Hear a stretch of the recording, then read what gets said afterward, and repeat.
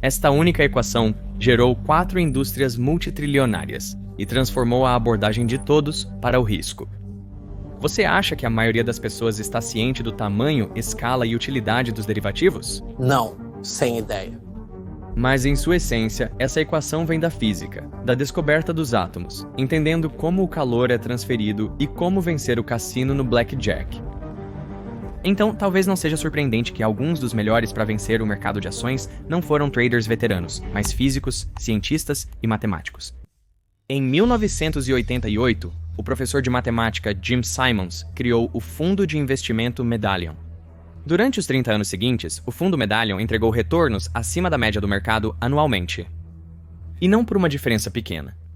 Ele rendeu 66% ao ano. Com essa taxa de crescimento, $100 investidos em 1988 valeriam hoje 8,4 bilhões de dólares hoje. Isso tornou Jim Simons o matemático mais rico da história. Mas ser bom em matemática não garante sucesso nos mercados financeiros. Basta perguntar para Isaac Newton. Em 1720, Newton tinha 77 anos e era rico. Ele acumulou uma grande fortuna como professor em Cambridge por décadas, além de trabalhar na Casa da Moeda Real. Seu patrimônio líquido era de 30 mil libras, o equivalente a 6 milhões de dólares hoje.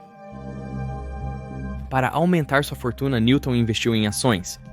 Uma de suas grandes apostas foi na Companhia dos Mares do Sul. O negócio deles era transportar escravos africanos pelo Atlântico. O negócio estava em alta e o preço das ações cresceu rapidamente. Em abril de 1720, as ações de Newton dobraram de valor. Então, ele as vendeu. Mas o preço das ações continuou subindo. E em junho, Newton comprou de volta e ele continuou comprando ações mesmo com o preço no pico. Newton não vendeu quando o preço começou a cair. Ele comprou mais ações, pensando que estava comprando na baixa.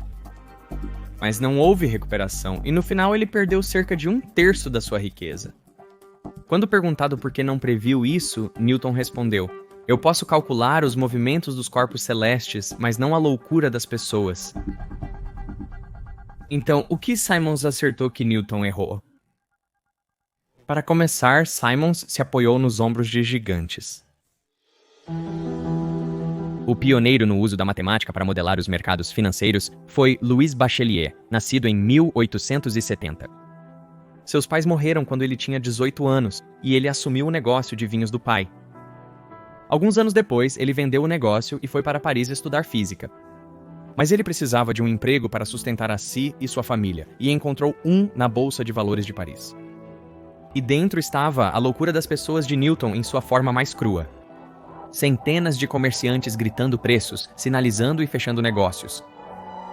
O que capturou o interesse de Bachelier foram os contratos conhecidos como opções. As primeiras opções conhecidas foram compradas por volta de 600 a.C. pelo filósofo grego Tales de Mileto.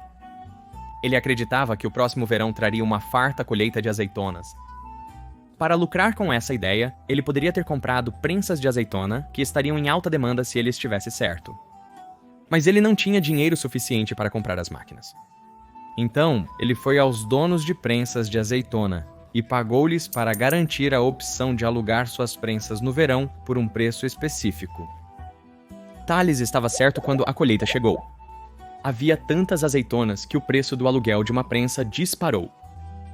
Tales pagou o valor combinado aos donos da prensa, então as alugou por um preço maior e ficou com a diferença. Tales executou a primeira opção de compra conhecida. Uma opção de compra dá o direito, sem obrigação, de comprar algo futuramente por um preço pré-definido, o preço de exercício. Você também pode comprar uma opção de venda que lhe dá o direito de vender algo no futuro pelo preço de exercício. Opções de venda são úteis quando se espera queda no preço. Opções de compra são úteis quando se espera alta de preços. Por exemplo, vamos supor que o preço atual da ação da Apple é de $100, mas você espera que ela suba. Você poderia comprar uma opção de compra por $10 que lhe dá o direito, mas não a obrigação, de comprar a ação da Apple em um ano por $100. Esse é o preço de exercício. Nota: opções americanas podem ser exercidas a qualquer momento até o vencimento. Já as europeias devem ser exercidas na data de vencimento. Para manter as coisas simples, vamos nos ater às opções europeias. Se em um ano as ações da Apple subirem para $130, você pode usar a opção para comprá-las por $100 e vendê-las imediatamente por $130. Considerando os $10 pagos pela opção, você lucrou $20. Por outro lado, se em um ano o preço da ação caísse para $70, você não exerceria a opção, tendo perdido apenas os $10 pagos por ela. O diagrama de lucros e perdas se parece com isso.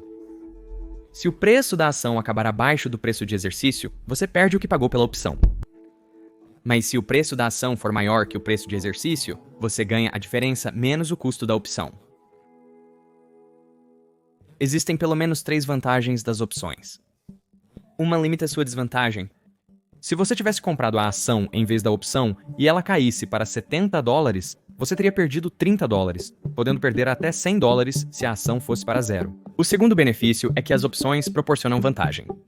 Se você tivesse comprado a ação e ela subisse para $130, seu investimento teria crescido 30%.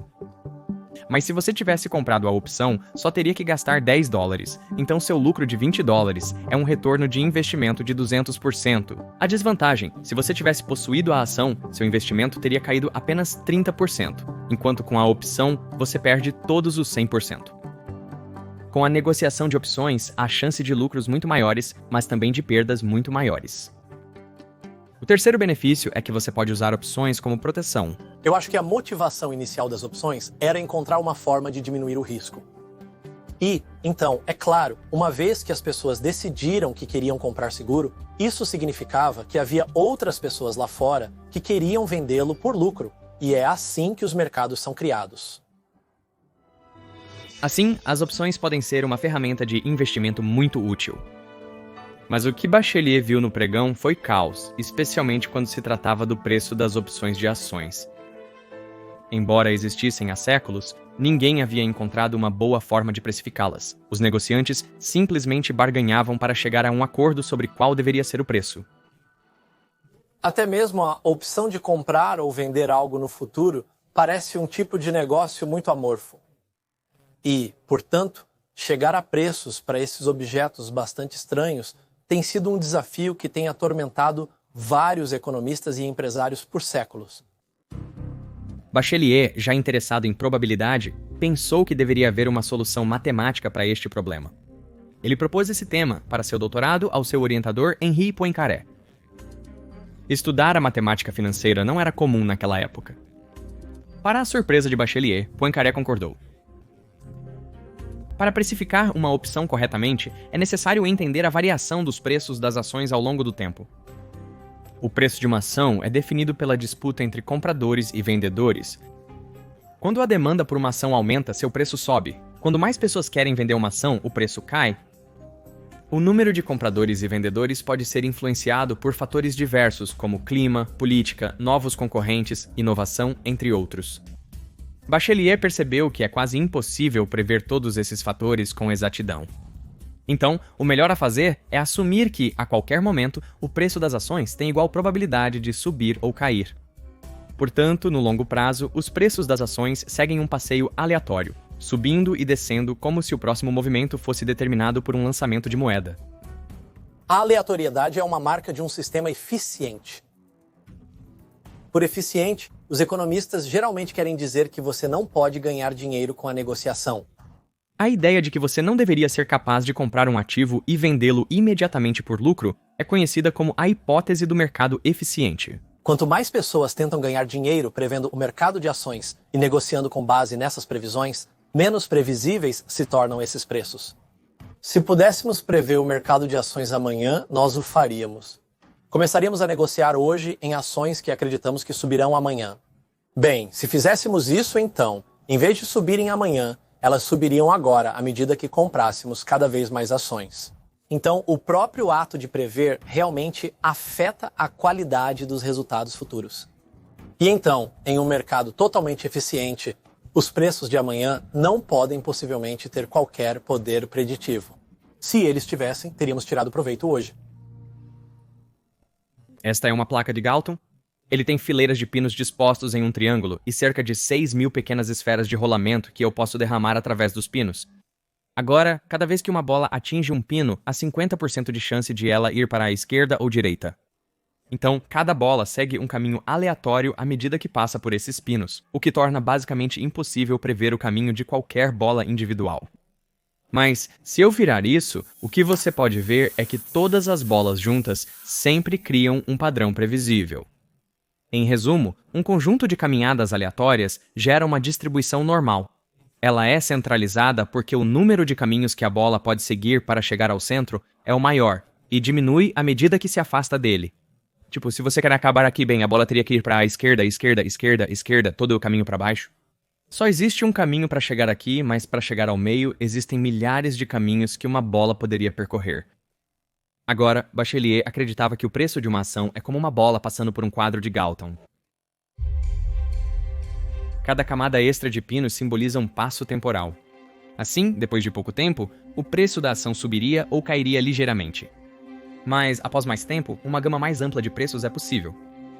De acordo com Bachelier, o preço futuro esperado de uma ação é descrito por uma distribuição normal, centrada no preço atual, que se espalha ao longo do tempo.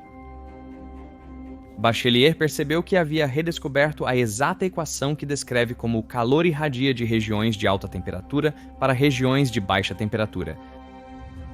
Isso foi descoberto pela primeira vez por Joseph Fourier em 1822, então Bachelier chamou sua descoberta de radiação de probabilidades. Por escrever sobre finanças, a comunidade de física não lhe deu atenção. Mas a matemática do passeio aleatório iria resolver um mistério quase centenário na física. Em 1827, o botânico escocês Robert Brown observou que grãos de pólen suspensos em água na lâmina do microscópio se moviam aleatoriamente. Como ele não sabia se tinha algo a ver com o pólen ser um material vivo, ele testou partículas não orgânicas, como poeira de lava e rocha de meteorito. Novamente, ele as viu se movendo do mesmo modo. Brown descobriu que partículas suficientemente pequenas exibiam esse movimento aleatório, conhecido como movimento browniano. Mas o que o causava permaneceu um mistério. 80 anos depois, em 1905, Einstein descobriu a resposta. Nos últimos 2 séculos, a noção de que gases e líquidos são formados por moléculas ganhou popularidade. Mas nem todos estavam convencidos de que as moléculas eram reais em um sentido físico, apenas que a teoria explicava muitas observações. A ideia levou Einstein a hipotetizar que o movimento browniano é causado pelos trilhões de moléculas que atingem a partícula de todas as direções a cada instante. Ocasionalmente, mais moléculas atingirão um lado da partícula, fazendo-a saltar momentaneamente. Para derivar a matemática, Einstein supôs que, como observador, não podemos ver ou prever essas colisões com qualquer certeza. Então, a qualquer momento, temos que assumir que a partícula é tão provável de se mover em uma direção quanto em outra. Assim como os preços das ações, as partículas microscópicas se movem como uma bola caindo em um tabuleiro de Galton. A localização esperada de uma partícula é descrita por uma distribuição normal que aumenta com o tempo. Por isso, mesmo em água parada, as partículas microscópicas se dispersam. Isso é difusão. Ao resolver o mistério do movimento browniano, Einstein encontrou provas conclusivas da existência de átomos e moléculas. Ele desconhecia que Bachelier descobrira o passeio aleatório 5 anos antes. Quando Bachelier terminou seu doutorado, ele finalmente descobriu uma maneira matemática de precificar uma opção. Com uma opção de compra, se o preço futuro da ação for menor que o preço de exercício, você perde o prêmio pago pela opção. Mas se o preço da ação for maior que o preço de exercício, você embolsa essa diferença e obtém lucro líquido, se a valorização da ação superar o valor pago pela opção. Logo, a probabilidade de um comprador de opção ter lucro é a chance de o preço subir mais do que o valor pago, representada pela área verde sombreada. A probabilidade de o vendedor lucrar é apenas a chance do preço se manter baixo o suficiente para que o comprador não receba mais do que pagou. Esta é a área sombreada de vermelho. Multiplicando o lucro ou prejuízo pela probabilidade de cada resultado, Bachelier calculou o retorno esperado de uma opção. Agora, quanto deveria custar? Se o preço de uma opção for muito alto, ninguém vai querer comprá-la. Por outro lado, se o preço for muito baixo, todos vão querer comprar. Bachelier afirmou que o preço justo iguala o retorno esperado de compradores e vendedores. Ambas as partes devem ter o mesmo a ganhar ou perder. Essa foi a percepção de Bachelier sobre como precificar corretamente uma opção. Ao concluir sua tese, Bachelier superou Einstein ao inventar o passeio aleatório e resolver um problema que negociantes de opções não conseguiram por séculos. Mas passou despercebido: os físicos desinteressados e os negociantes despreparados. A coisa-chave que faltava era uma maneira de ganhar muito dinheiro. Em 50, um jovem graduado em física, Ed Thorpe, estava fazendo seu doutorado em Los Angeles. Mas a poucas horas de carro, Las Vegas se tornava rapidamente a capital mundial do jogo, e Thorpe viu uma forma de enriquecer. Ele foi para Vegas e se sentou à mesa de blackjack. Naquela época, o dealer usava apenas um baralho, então Thorpe podia memorizar todas as cartas jogadas conforme as via. Isso permitiu que ele descobrisse se tinha uma vantagem. Ele apostava uma parte maior de seus fundos quando as probabilidades estavam a seu favor e menos quando não estavam. Ele inventou a contagem de cartas. Isso é uma inovação notável, considerando que o blackjack existia em várias formas há centenas de anos. E por um tempo, isso lhe rendeu muito dinheiro, mas os cassinos se deram conta de sua estratégia e adicionaram mais baralhos de cartas ao jogo, para reduzir o benefício da contagem de cartas. Então, Thorpe levou seus ganhos para o que ele chamou de o maior cassino do mundo, o mercado de ações. Ele começou um fundo de hedge que iria render 20% ao ano durante 20 anos, o melhor desempenho já visto naquela época, e ele fez isso transferindo as habilidades que aprimorou na mesa de blackjack para o mercado de ações. Thorpe foi pioneiro em um tipo de hedge, uma maneira de se proteger contra perdas com transações de equilíbrio ou compensação. Thorpe fez isso matematicamente. Ele analisou as chances de ganhar e perder e decidiu que, sob certas condições, você pode realmente inclinar as odds a seu favor usando certos padrões para poder fazer apostas. Suponha que Bob venda para Alice uma opção de compra em uma ação. Digamos que a ação valorizou, tornando-se rentável para Alice. Bem, agora para cada dólar adicional que o preço da ação sobe, Bob perderá $1. Mas ele pode eliminar esse risco possuindo uma unidade de ação. Então, se o preço subir, ele perderia $1 da opção, mas recuperaria esse dólar da ação. E se a ação cair novamente fora do dinheiro para Alice, ele vende a ação para não correr o risco de perder dinheiro com isso também. Isso é chamado de hedge dinâmico. Isso significa que Bob pode lucrar com baixo risco de variação no preço das ações. Uma carteira protegida em qualquer momento compensará a opção 5 com uma certa quantidade de delta de ação. Basicamente, significa que eu posso vender algo para você sem ter que assumir o lado oposto do negócio. E a maneira de pensar sobre isso é: eu sinteticamente fabriquei uma opção para você. Eu criei isso do nada fazendo negociação dinâmica, cobertura dinâmica. Como vimos no exemplo do Bob, o delta, a quantidade de ações que ele tem que manter, muda dependendo dos preços atuais. Matematicamente, representa quanto o preço atual da opção muda com uma alteração no preço da ação. Porém, Thorpe não estava satisfeito com o modelo de Bachelier para precificar opções. Em outras palavras, os preços das ações não são completamente aleatórios. Eles podem aumentar se o negócio estiver indo bem ou cair caso contrário. O modelo de Bachelier ignorou isso, então Thorpe criou um mais preciso para a precificação de opções, considerando essa tendência. Na verdade, eu descobri o que era esse modelo lá pelo meio de 1967 e decidi que simplesmente o usaria para mim mesmo. E depois mantive isso em segredo para os meus próprios investidores. O objetivo era gerar muito lucro para todos com isso. A estratégia dele era comprar a opção se ela estivesse barata de acordo com seu modelo. Se estivesse supervalorizada, vendê-la a descoberto, ou seja, apostar contra ela. E assim, na maioria das vezes, ele acabava do lado vencedor do negócio. Isso durou até 1973. Naquele ano, Fisher Black e Myron Scholes apresentaram uma equação que mudou a indústria. Robert Merton publicou independentemente sua própria versão, baseada na matemática do cálculo estocástico, sendo também creditado por isso. Eu pensei que teria o campo só para mim, mas infelizmente Fisher Black e Myron Scholes publicaram a ideia e eles fizeram um trabalho melhor no modelo do que eu, porque eles tinham uma matemática rigorosa por trás de sua derivação. Como Bachelier, acreditavam que os preços das opções deveriam ser justos para compradores e vendedores. Porém, a abordagem deles era inovadora.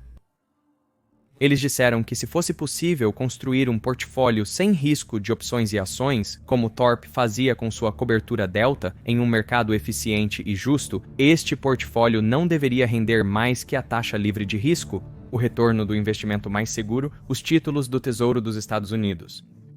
Presumia-se que, sem assumir riscos adicionais, não seria possível obter retornos extras. Black, Scholes, Merton e Thorpe utilizaram uma versão aprimorada do modelo de Bachelier para descrever as mudanças nos preços das ações ao longo do tempo. Isso diz que, a qualquer momento, esperamos que o preço da ação se mova aleatoriamente mais uma tendência geral para cima ou para baixo, a deriva. Ao combinar essas duas equações, Black, Scholes e Merton chegaram à equação mais famosa em finanças. Ela relaciona o preço de contratos a qualquer ativo, como ações ou títulos. No ano em que publicaram essa equação, foi fundada a Bolsa de Opções de Chicago. Por que essa equação é tão importante? Como isso revolucionou as finanças? Bem, porque quando você resolve essa equação diferencial parcial, você obtém uma fórmula explícita do preço da opção como uma função de um monte desses parâmetros de entrada. E, pela primeira vez, você agora tem uma expressão explícita, onde você insere os parâmetros e surge esse número para que as pessoas possam realmente usá-lo para negociar. Isso resultou em uma das adoções mais rápidas de uma ideia acadêmica nas ciências sociais pela indústria. Em apenas alguns anos, a fórmula Black-Scholes foi adotada como referência para Wall Street para a negociação de opções. O mercado de opções negociadas em bolsa explodiu, e agora é uma indústria de vários trilhões de dólares. O volume neste mercado tem dobrado aproximadamente a cada 5 anos. Então, isso é o equivalente financeiro da lei de Moore. Existem outros negócios que cresceram tão rapidamente, como o mercado de swaps de inadimplência de crédito, o mercado de derivativos de balcão, o mercado de dívidas securitizadas, e todas essas são indústrias multitrilionárias que, de uma forma ou de outra, fazem uso da ideia de opção Black-Scholes-Merton de precificação. Isso abriu um novo caminho para se proteger contra qualquer coisa e não apenas para fundos de hedge. Atualmente, quase todas as grandes empresas, governos e investidores individuais utilizam opções para se proteger contra riscos específicos. Imagine que você gerencia uma companhia aérea e teme que o aumento nos preços do petróleo reduza seus lucros. Usando a equação Black-Scholes-Merton, existe uma maneira precisa e eficiente de proteger esse risco. Você precifica uma opção para comprar algo que segue o preço do petróleo. Essa opção será lucrativa se os preços subirem, compensando o custo mais alto do combustível que você paga. O modelo Black-Scholes-Merton pode ajudar a reduzir o risco, mas também fornece vantagem. Uma batalha contínua entre day traders otimistas e vendedores a descoberto de fundos de hedge que apostaram contra a ação. As ações da GameStop agora subiram cerca de 700%. Bem, a GameStop é um exemplo realmente interessante por vários motivos, mas as opções se destacaram nesse exemplo porque um pequeno grupo de usuários neste subcanal do Reddit, Wall Street Bets, decidiu que os gestores de fundos de hedge que estavam vendendo a ação e apostando que a empresa iria falir precisavam ser punidos. E então eles compraram ações da GameStop para tentar aumentar o preço. Acontece que comprar a ação não foi suficiente, porque com $1 em dinheiro, você pode comprar $1 em ações, mas com $1 em dinheiro, você pode comprar opções que afetam muito mais do que $1 em ações, talvez em alguns casos 10 ou 20 dólares em ações por $1 em opções. Então, há uma vantagem natural embutida nesses títulos. E então, a combinação da compra tanto das ações quanto das opções fez com que os preços subissem muito rapidamente. Quão grande é esse mercado de derivativos? Quão grande é essa área toda que meio que surge de Black-Scholes-Merton?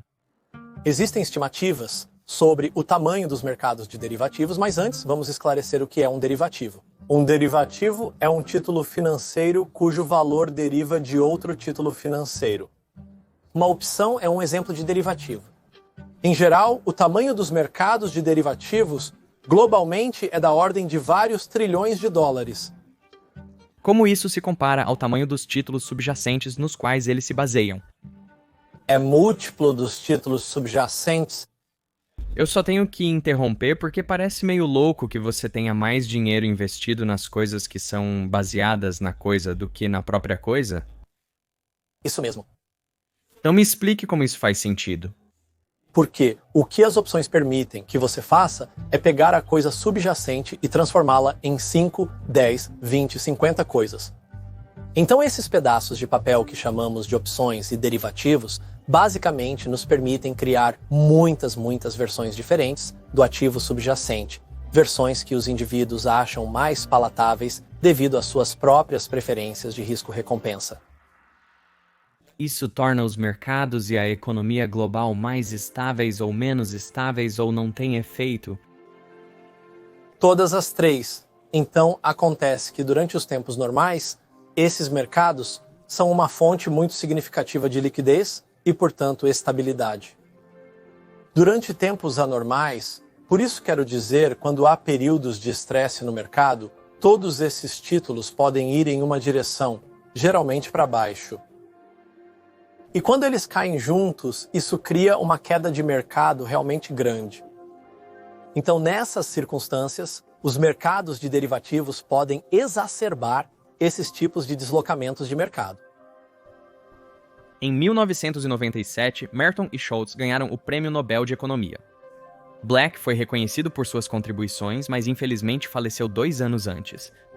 Black e Schultz revelaram a todos sobre nosso plano de ganhar muito dinheiro com opções. E qual é o segredo? Com a fórmula de precificação de opções disponível para todos, os fundos de hedge precisam encontrar melhores maneiras de identificar ineficiências de mercado. Entra Jim Simons. Antes de se expor ao mercado de ações, Simons era matemático.